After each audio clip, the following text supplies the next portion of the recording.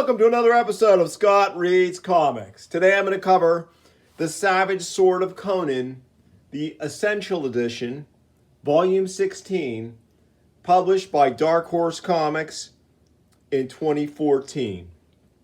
So here we are arriving at Volume 16 of 22 in my coverage of this incredible series of Savage Sword of Conan reprints. We have a gorgeous green livery here. I like it, with an Earl Norham cover. And this volume covers issues 161 to 170. And let's dive in. We're going to see some interesting stuff in this volume, as I've kind of previewed it a little bit. We're going to see some more Gary Quappies, some more Ernie Chan, and we're also going to see some very interesting departures from what we would consider the standard Savage Sword fare in a Jorge Zafino issue, which it's interesting. So writers are Charles Dixon, Gary Conway, Gary Quappies.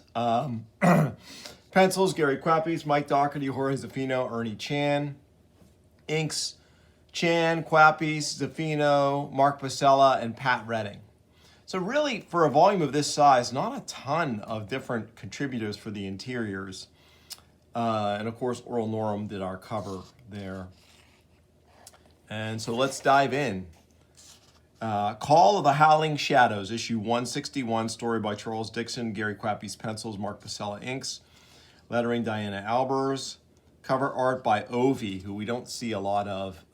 Maybe we'll see more of them as the series marches on. Love this cover though, with the spiders, really cool. This is, look at this Doug Beekman pin up here, really nice. Great Gary Quappies here is Conan in this story. He's with a couple of ladies of the night, but he's haunted by this other woman from a previous storyline, and they don't give us a previous issue note, so we're not sure what, but this apparition was actually sent by this sorcerer who's conning Conan into helping him. This sorcerer is pretty cool too, in a villainous sort of way. I love the storytelling here. These panels by Quappies are really cool. He's using these voodoo dolls to manipulate this other character. And yeah, just very interesting stuff. Of course, Conan shows up. The apparition told him he had to work with this sorcerer to get the job done. And here we have a reverie that tells us a little bit about the previous details of the story. Look at that chimera there. It's pretty cool. So typical of what we would see of Gary Quappies from this point, although with these Mark Pacella inks, a little rougher, not quite as crisp. Nice though, I still like it. Look at this guy. Bow to me, touch your heads to the grounds in my presence. We hear and obey, fearsome one. Down on the ground. Crawl in the dirt, you fool. He'll kill us all. I'll die someday, demon spawn. And when I do, I'll have a steel blade in my fist and a curse on my lips, but I'll not die on my knees.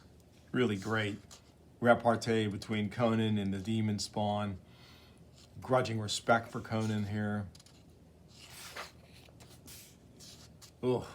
A lot of grisly imagery in this series, as we've come to see in our long journey through. Look at these hyena men or dog men.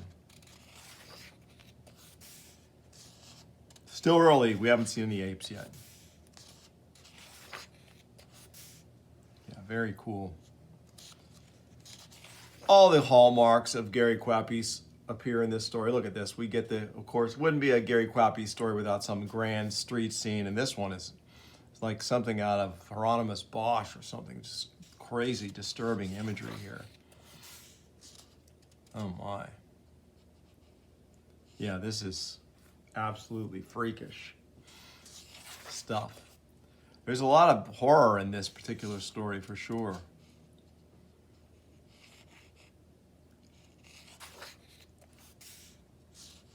Hopefully he does get to actually rescue this woman after all. There's the evil sorcerer working his machinations. Oh, look at these heads. Oh boy, you knew Conan was going to have to deal with this crazy thing.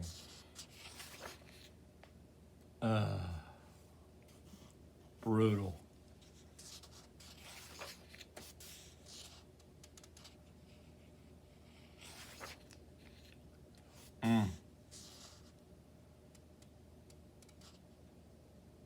Oh no. Oh no. Yeah, Conan has to end up killing her. So this one does not end well for Conan. And how often have we seen that through the series? Just him walking away alone, kind of downcast. So 162, The Horned God. Charles Dixon, here's that Jorge Zafino story. We're going to get it out of the way. I don't mean to sound negative, but this, nice Mark Beecham pin up here. This version of Conan, not really my cup of tea. There are moments though, like this splash page is pretty great. But I'm just not a fan of this style, this particular version of Conan. He spots a lot of blacks. It gets pretty muddy.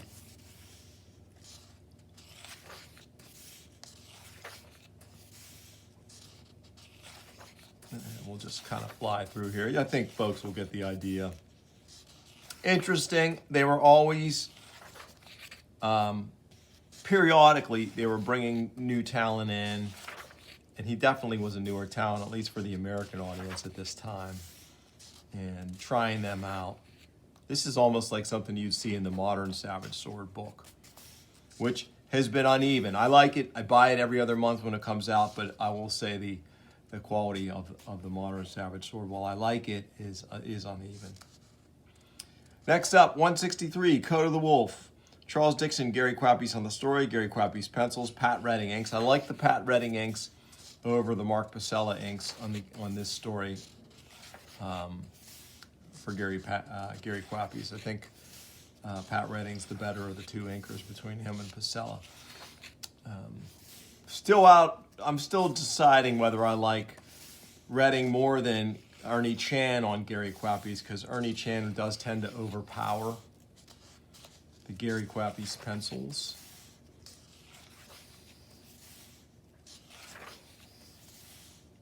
Oh, it looks like they're battling the picks here.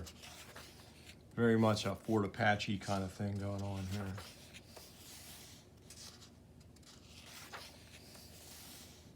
here.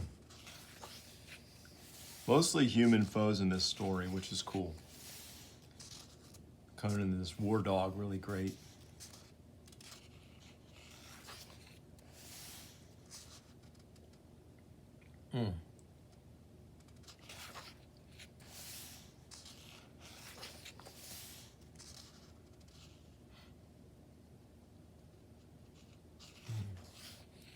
Oh, so Conan's going to challenge this guy and fight him one-on-one.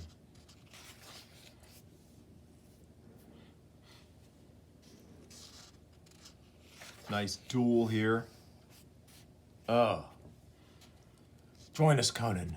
Join us, and together we'll drive these dogs from our lands. You are a wolf. You should not run with the dogs. No.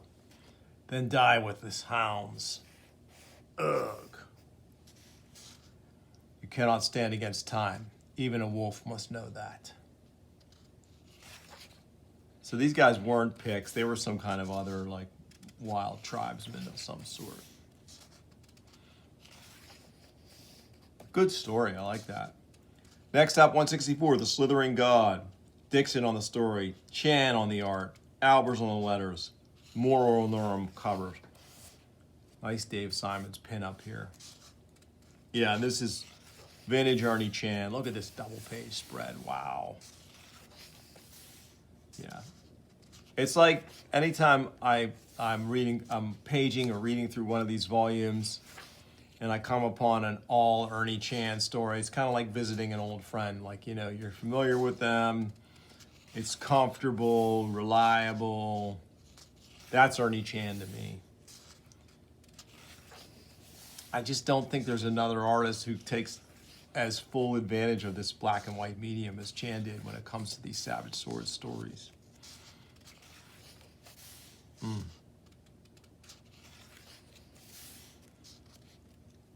This might be the, Chan does ink more in this volume. I don't know if he does pencils and inks on any story but this one. Think about the amount of work, and I've talked about this before, that go. These stories are 40 pages long. I mean, they're huge. I probably haven't said it enough.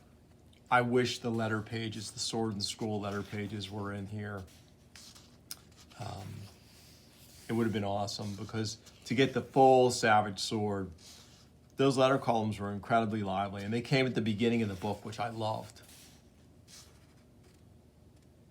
Oh man, there's another gorgeous double page. Look at this. This is a Cthulhuoid type creature. Now the Hangrahans know the horror that has crouched beneath their homes, feeding on living flesh, spawning its blood, spawning its brood. Now their city is turned into a living hell by a monster that they prayed was but a myth, a legend, the stuff of whispers. And now Hangagara dies. This is almost like Shumagorath or something.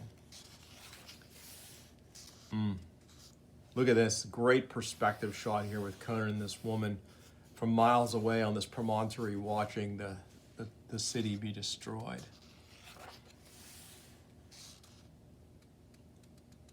Next up, 165, City of Rats, Dixon and Quappy's story. Art, all Gary Quappy's, which I think is my favorite Gary Quappy's, is when he does pencils and inks. Lush, gorgeous, detailed. I love his Conan.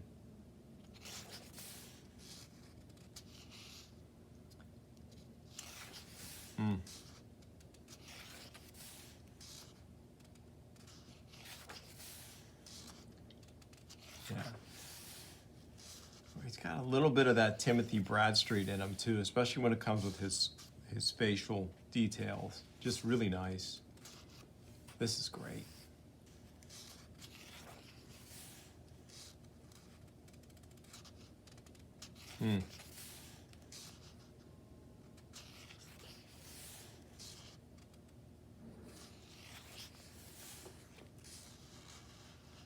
Pretty awesome. We're going to pick up the pace a little bit here. Oh, that's so great. Look at all this. The level of detail just lavished on this panel is so impressive. Smash! Conan just splintering that door. And this is another volume that has a lot of just human foes, human enemies for Conan to go against. So far, no real monsters in this, which I like that as a change-up, you know. Savage Sword of Conan 166, The Blood of Brothers. Jerry Conway's story. We haven't seen one of those in a while. Mike Dougherty pencils, Ernie Chan inks. I think we're going to see this a couple of times. I really like this. I love Dougherty's thinner line married to Ernie Chan's strong inks. Really good. Dougherty would have such a long and fruitful run on Conan the King. And seeing him do work here in Savage Sword as we have the past few volumes, I'm there for it. I like it. And Ernie Chan makes anybody look good, especially a quality artist like and quality storyteller like Mike Dougherty. Love it when Conan gets armored up like this.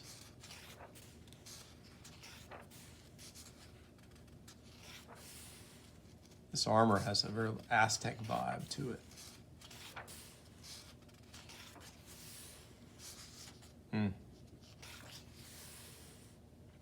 Oh yeah, look at this. Looks almost like a mummy or zombie or possessed.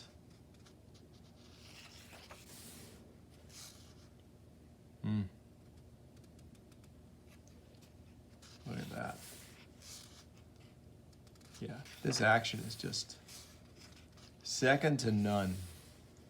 Savage Sword delivered it in a way that nothing else at the time was, or really nothing has ever since. Look at that hulking Conan. Just Looks like Arnold in that panel, just incredible.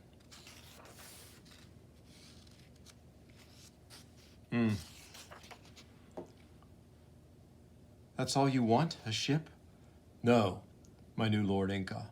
I want my wife, my son, my kingdom, but all you can give me is a ship. The rest, by Crom, I'll win on my own. That's pretty great. That's archetypal Conan there. Next up, Spirit of the Beast, another Jerry Conway story. Mike Dougherty and Ernie Chan again. So we're getting in a flow here. Look at this Mike Dougherty, Dave Simons pinup, awesome.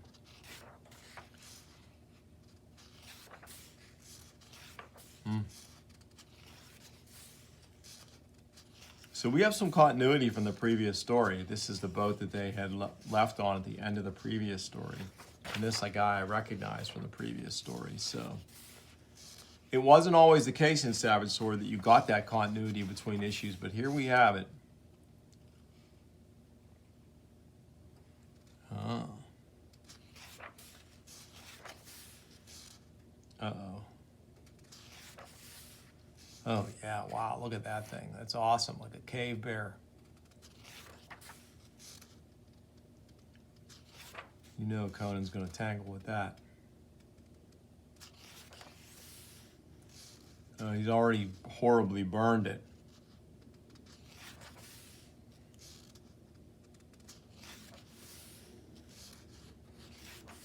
Look at this. Another turn of fate here for Conan as he winds up perhaps a prisoner of these tribesmen. Oh, this is nice page and panel design here too.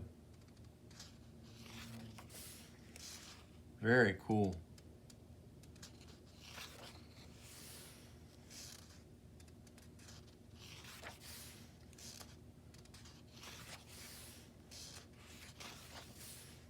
Oh, the burned bear returns.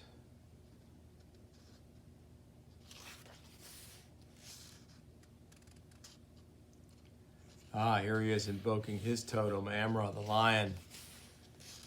Pretty great. Oh, yeah, wielding this single-headed battle axe. This guy has some kind of magical link to this beast.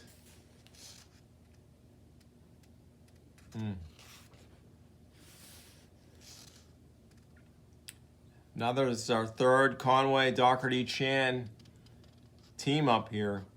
Diana Albers on the letter is another great Earl Norham cover. Of course, this is the one that graces the book itself. The God Below. Again, we have some continuity with these characters. I love it.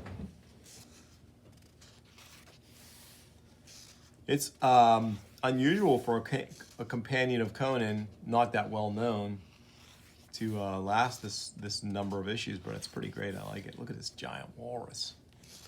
That's pretty awesome. Very cool.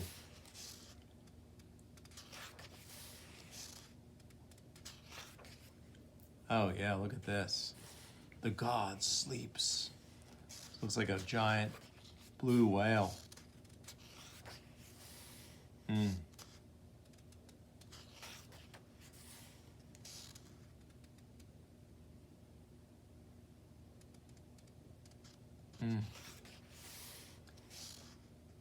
horror of drowning, wow. Here he is with these, looks like almost like Inuit peoples. There's their boat, stranded on the ice.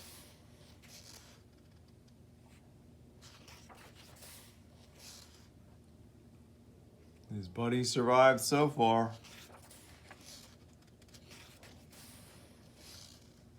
The god is below. That's pretty awesome. Really tremendous nautical action in this one. I like it.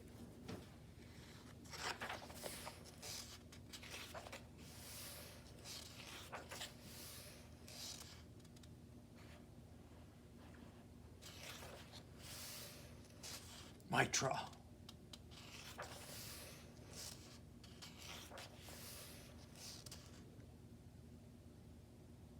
And though there is sadness in the song, for dreams lost and delusions shattered, there is much joy as well. Joy for life. Joy for a future that now seems possible. Joy for the ending of today and the promise of tomorrow. It is a good song, Conan thinks. He will sing it for his son when he returns home.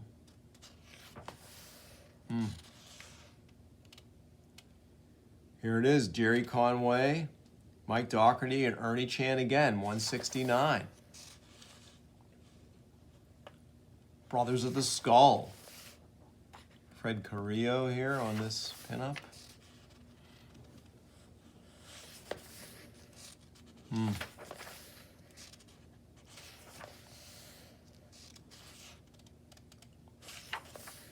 Very cool. Oh, I like this armor here. Really nice. Yeah, it's cool. Like some of these volumes they take on a character based on the crews working on the stories, and this one's definitely dominated by this team up of Jerry Conway, Mike Dougherty, and Ernie Chan. They really have put a stamp on this volume. One that I wholeheartedly endorse. I think this is a great volume to pursue. Okay, so that's Zenobia. So all this time, through this storyline, this is an older Conan, King Conan. So these are King Conan stories. And we did not get those that often in Savage Sword. So it's kind of neat to see Jerry Conway pursuing this angle of a multi-issue story of essentially Conan lost and trying to get back home to his family, to his kingdom. So that was it. The storyline's done. And this guy survived through the whole thing. And there's the young baby Con. So now we're on issue 170, final issue, back to Chuck Dixon and Gary Quappies. So Emerald Lust. It looks like we're going to have Red Sonja, Conan, and Valeria all in one story, and all Gary Quappies artwork. Man, this is nice. Quappies really stretching here, experimenting with some new techniques. Yeah, this stuff is phenomenal.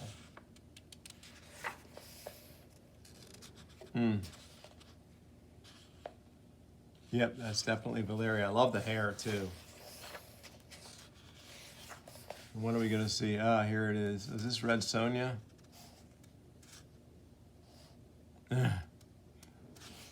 Yep, I am Sonja of Hyrcania. So, yeah, when Red Sonja and Valeria meet up, they don't get along. And one neat thing about the difference in the relationships between Conan and Sonja and Conan and Valeria, there's definitely a romantic component between Conan and Valeria that is shared both ways, whereas Conan's romantic interests in Sonja are generally unrequited. Of course, you get this too. Slap.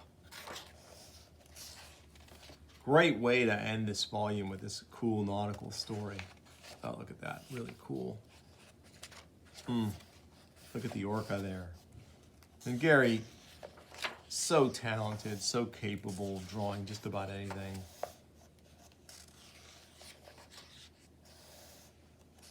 Ishtar, Conan, Sonja, and who is this Sonja? So yeah, they don't get along initially. Oh, here she is punching Sonja.